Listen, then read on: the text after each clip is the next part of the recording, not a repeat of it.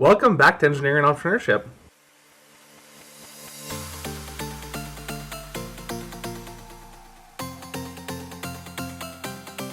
Today, I'm going to be giving you 5 tricks to meet your goals for 2020. But before we get into this video, make sure you subscribe to the channel and like the video. With 2020 just kicking off, everyone's got their New Year's resolution, and I'm sure with that comes some goals. So now let's get on with reason number 1. So, the first one is actually to set smart goals. Now, I'm not saying that your goals currently are stupid. I'm just saying that we need a process to be able to quantify and achieve these goals. So there's a method called the SMART method. The SMART method is actually an acronym. It stands for specific, measurable, achievable, realistic, and timely. So if we break each of those down, your goals need to be specific in the sense that the goal is actually honed in on one specific thing you want to achieve. So let's say it's weight loss. Well, how much weight do you want to lose? And then what kind of weight is it? Are you trying to lose muscle and fat? Or are you just trying to lose fat? Because it's pretty easy to lose muscle, just stop going to the gym. As opposed to losing fat is a little bit harder, right? You need to have a good workout system, you need to have good diet, and you also need to be able to manage all of those within your everyday life. The next one is measurable.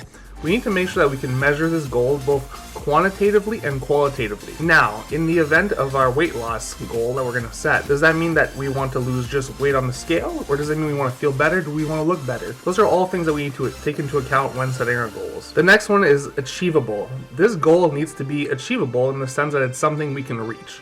We don't want to set a goal such as, I'm going to become the president of the United States, because that's not going to happen, because obviously I live in Canada. So in terms of achievable, we really need to be able to make sure that it's something we could take on. So if I've never gone to the gym before, I'm not going to go into this crazy gym routine by myself, because I just don't have that qualification. I'm going to, on the other hand, look for a personal trainer, a dietitian, or maybe I'll just do that research myself and kind of put a plan together so that I can achieve the goal that I've set. And it's not just a pie in the sky that, might not happen. So the next one is realistic. It ties in a little bit with the achievable, but it just needs to make sense in terms of something that we can achieve. So we'll have to set milestones, we'll have to have a plan, and we'll have to just make sure that it's something that we could fit into our schedule. So let's say we work 10 hours a day. Maybe a 2-hour gym break's not going to make sense. So maybe instead we could just focus on having a different diet. And now those are the tips that we put into place to be able to achieve those goals. And the last one is timely. So within each of our goals, we need to have a specific time frame where we can achieve these milestones. So in the event of losing 20 pounds within the next 6 months, that would be a time frame. And now within that, we could break it down further. Now in the first month, we'll likely lose more weight. So let's say we break it down to 5 pounds in the first month, and then 3 pounds a month for each month after that.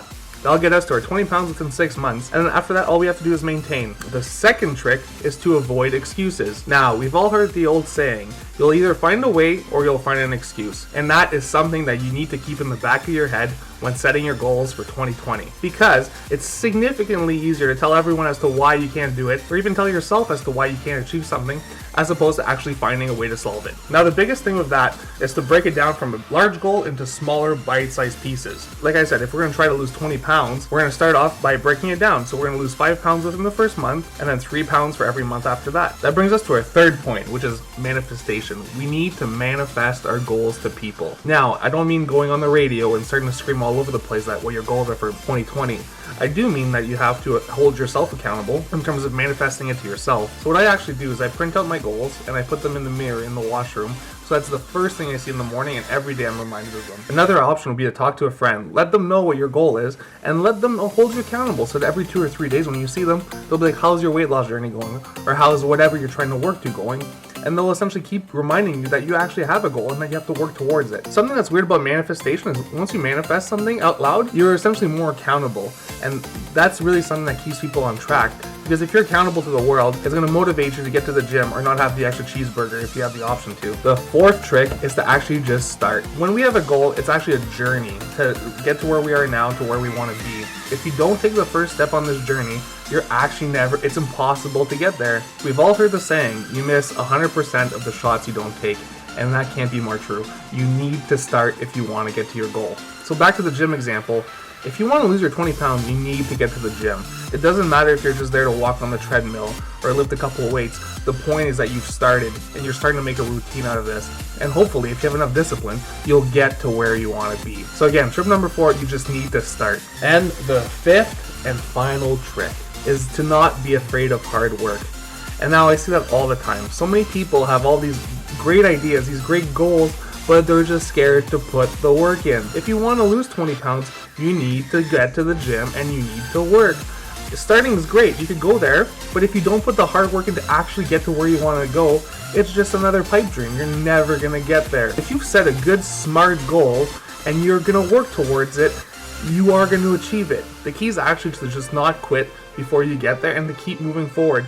There's always going to be setbacks. It's about handling them and handling them properly. Thanks for watching the video. Please make sure you subscribe to the channel and like the video. We'll see you next time on Engineering Entrepreneurship. Thanks for watching.